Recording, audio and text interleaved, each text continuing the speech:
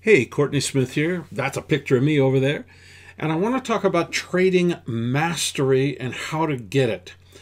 You see, we all start out as beginners. Everybody is a beginner. But our goal should always be to become masters at trading and not just get stuck in the mediocre phase.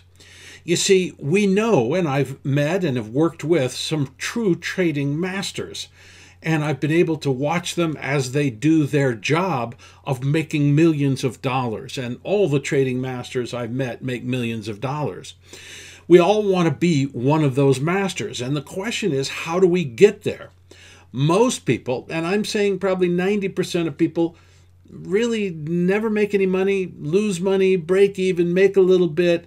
That's mediocrity. What we need to do is get to mastery. So I thought I'd put together a little bit of a video here to talk about what I watched as I watched the trading masters that I worked with.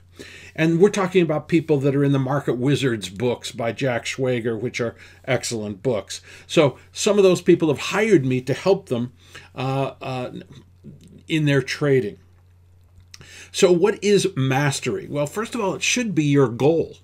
It should be every trader's goal is to become a master of trading, because then all the money you make becomes life-changing money rather than a second income, okay? That's got to be your main goal. When you sit down and start trading, normally what our goals are is we say, well, I want to make $100,000 a year. Okay, you can't do that goal because it's up to the market. Now, you can put the odds in your favor that you make $100,000 a year, but you can't guarantee you're going to make $100,000 or even come close to guaranteeing it, because you will make what the market will give you. But you can become a master. And that increases the odds that you'll make $100,000 a year.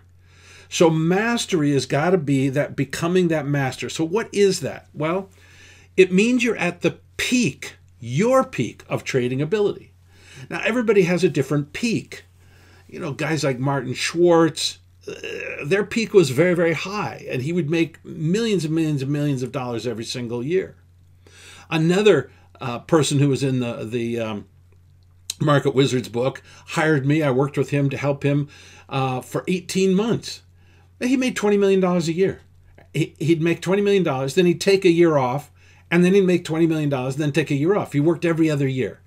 Now, that is fantastic, but his peak was incredibly high, okay? So you have to sit there and start to think deeply, what is your peak of trading ability?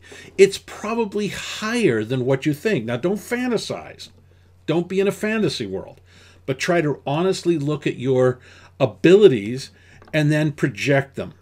And I think as you go through learning to become a stock trading master, an option trading master, a futures and forex trading master, you'll start to see that you have more capabilities than you give yourself credit for. And therefore, your peak, as you learn more, will become a higher and higher peak. So when you first start out, you're in a fantasy world and you think you're going to make $20 million a year. Then you go out and do your first trade and you get punched in the nose. And then you say, oh my God, this is not that easy. But then as you start to learn more, you start to gain capabilities, you start to increase your abilities, you start to have a realistic idea of what your peak is. And the more you learn, the higher your peak is going to be. Now, it's almost to me, as when I look at trading masters, they don't think very much about their trading. They just act. It's like they have an unconscious ability to trade. And as a result, it's like they instantly look at the chart, let's say, and immediately know what they're going to do. And I've seen many trading masters, they don't do things like have stop losses because they're watching the market so closely, they get out when it is the appropriate time to get out. So I call that an almost unconscious ability to trade. There's an instantaneous recognition of what to do in any situation. And so that's also, to me, one of the definitions of trading mastery. So, excuse me. Now, that means that they're not going through checklists to decide what to do. Now, I believe that all beginning traders need to use checklists, because the problem with beginning traders is they forget to do certain things. They forget to put in the order to buy. They forget to put in the stop loss. They forget to put in the take profit order. They forget to raise their stop losses if they start to make money. In other words, they forget to do a lot of things. There's not that many things to do in trading. There's only two decisions: buy or sell, and how many shares or how many contracts. So it's not exactly the hardest thing to do in the world. But when beginners, they need to start to go through checklists to make sure that they don't skip something important. So what we want to do is we start in the beginning using checklists. Very important. We don't want to skip anything. And then our goal is to have those checklists internalized. They become internalized, so I don't need to go through the checklist anymore. My mind will unconsciously go through the checklist, and I will then just trade.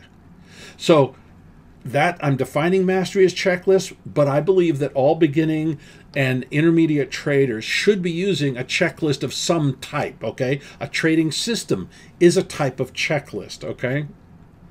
Okay, so I'm going to talk about a couple of different techniques. And the first one is I just call do it. So I have, let me go through this. So take one technique, one. And you've picked that technique because it looks good. It looks like it might work. That could be a fundamental technique. It can be a technical technique. It doesn't matter. So, for example, I teach a technique on called adrenaline. And adrenaline is a technique which looks at the advanced decline line and the index itself, and it combines them in a unique way. Okay, so let's say that's a great technique. I take that one technique, and then I do certain things to it. Now let's take another technique. It turns out that the inventory sales ratio is a good predictor of the economy. Okay, that's another technique. Okay, another technique is moving averages. Okay, there's a technical technique. So you see we've got a macroeconomic one, we got fundamentals, we got technicals. It doesn't matter what the technique is. Pick one. Pick one. The next thing you want to do is learn it. And I mean learn it. Don't think you've learned it, learn it. Go read the rules or the technique over and over again until you can explain it to somebody else easily. That's a great test of if you know the technique, is to teach it to somebody else. Then backtest it. It doesn't matter if it's fundamental, technical, macroeconomic, doesn't matter. Get the data, go back and see how well did it work. Okay? And go back as long as you possibly can, because then you can see how this technique works in different conditions. So if the inventory sales ratio is a good predictor of the economy, does it work in inflationary times, deflationary times, booming economies, recessions, or does it work all the time, which would be fantastic? But it doesn't matter. It could be, like I say, a stock picking technique. It could be a technical trading system. It doesn't matter. Backtest it. Go and see how well it works. Oh, no, wait a minute. There are some techniques you can't backtest because they have no rules. I always pick on Elliott Wave because there's an old joke that if you have 5 Elliott Wave masters in one room, you'll have 9 opinions. In other words, there's no rules with Elliott Wave. So as a result, you really can't test it. So try to stick to techniques that you can test. Okay? So backtest it. Go back 1 year, 5 years, 10 years, 30 years, and see how well does this technique work. Okay? I've done a video on how to backtest. I don't know. It's somewhere around. I don't know where to get it. But okay. Backtest it. The next thing we want to do is we then want to implement it. Assuming the backtest is good and this technique looks good, now we want to implement it. Okay? So we're going to now go from looking at the past to now running with it in real time. So I've got technique A. It looks really good over the past, and now I'm going to want to actually do it. Now, some techniques, if they're long-term techniques, it might take you 6 months for a year, to really have good experience with it. Now, the purpose of having really good experience with it is to see what are the emotional effects of this technique. Some techniques are emotionally very easy. Some techniques are very difficult. Some are boring. Some are too frenetic. Each person has a different personality, a different emotional style. And so you want to make sure that that technique fits your emotional style. You're not going to change your character. That's extremely difficult to do. So you only want to use techniques that actually are, let's say, they fit with the way you see the world, right? I mean, a day trader has a different personality than a long-term position trader. That's great. They can both make a lot of money. They'll do it differently. But to make the long-term position trader and try to turn them into a day trader and vice versa, it's probably not going to work. It's probably not going to work, okay? Day traders find position trading boring, and position traders find day trading too frantic, okay? So you should always match your trading style to your emotional style. So we want to now be using this technique in the real world in order to make sure that it fits our style. In addition, we want to see that in the real world, it has roughly the same results as our back test did. Okay.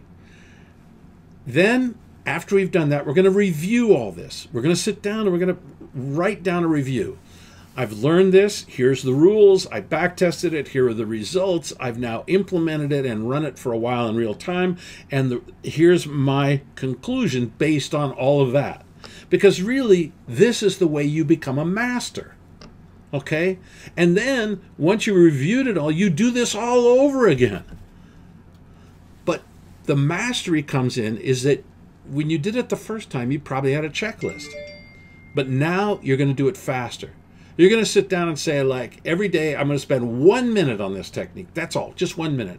It used to take me an hour a day. Now I'm going to take it down to 2 minutes. Pick a reasonable but tight schedule. And no help. It's got to be just automatic in your mind. You can't use a checklist anymore.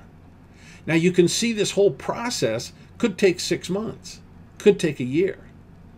Now, here's one of the real critical things. You don't want to go too fast.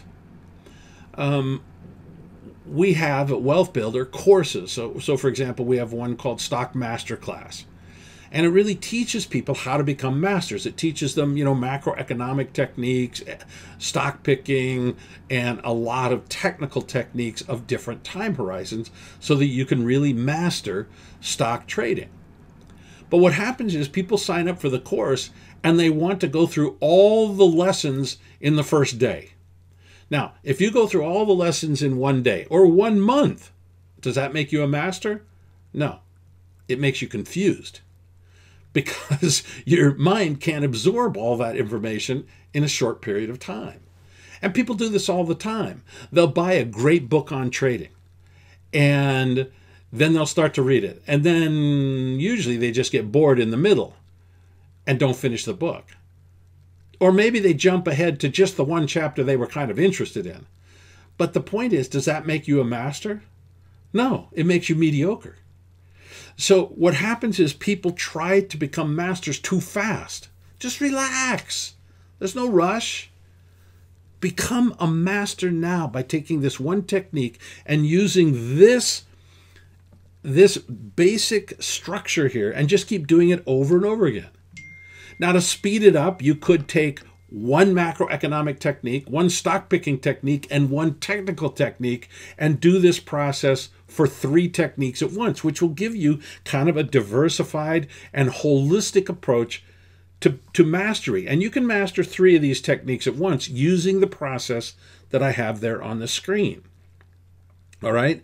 But this is an incredible, important way to do it. This is the best way to become a master, is just do it. Okay? Now write down all you've learned. And here's the key part too, including what are the deep principles underlying this technique. So with inventory sales ratio, Why would the inventory sales ratio be good? Why would this stock selection technique be good? Why would this technical technique be good? Why are they profitable? Well, once you start asking the questions, why are they profitable? Now you're really understanding them. And understanding is one of the critical things you need to become a master. All right. Mastery technique number 2, mentorship. So becoming a master can take a long time. And so you want to speed that up. I'm totally with you on that. Totally with you on that. And one way to do that is to get a mentor of some type. So what a mentor can do is find a master and study under them. All I can say on this line is good luck. There are virtually no masters who teach. Okay, you got it? This is almost impossible to do. You can find some good traders who teach. You can find some good traders that coach, that mentor. But great traders, they're not interested. They can shortcut, but if you find one, if you can find someone who's better than you are, maybe they're not a master, but they're better than you are. They can shortcut your learning. They can point you in the right directions, okay? They will say, go over there and read that. Now do this, now do that. And then they can teach you the underlying principles of what it is you're actually learning. So that can be very, very valuable as well, okay? Very valuable. The main thing that can speed up things is shortcutting, right? They can shortcut. They can say, don't read that, read this. Study this, don't study that. Because they know what works and what doesn't work, and then they teach you the underlying principles. All right. So there's my wrap on mastery and how to do it. There's really 2 techniques. The first one is the best, but it's the slowest. And if there was some way that you could combine the 2, that would be spectacular, spectacular. So take a look at this. I think the main message here is to go slow. You don't need to go fast. Take your time and master a technique before you learn another one, okay? If you study a technical trading system, master it before you add another one, okay? Before you add another one. Now, as I say, you could study 3 different types of techniques, like macro, fundamental, and technical. That's okay. That's okay because they'll all be additive. But there's no point in learning 3 technical systems all at the same time because they might be duplicative. All right. So study this, please. Please, please, please, please. Become a master because that is how you live a life of unbelievable attributes, okay? Global freedom lifestyle like I do, traveling all the time. I travel with the season. Until COVID hit, I traveled with the seasons. I never had winter. I don't think I even own any long sleeve shirts anymore. Okay, I'm exaggerating there. I have a few. But you see what I'm saying. Mastery has results that are unbelievable. To become a master is actually not hard, but you got to do it. You got to do it right. And most people don't have the self-discipline to do it right, which is to study, learn, and master. All right, everybody. Thanks very much. We'll talk to you later.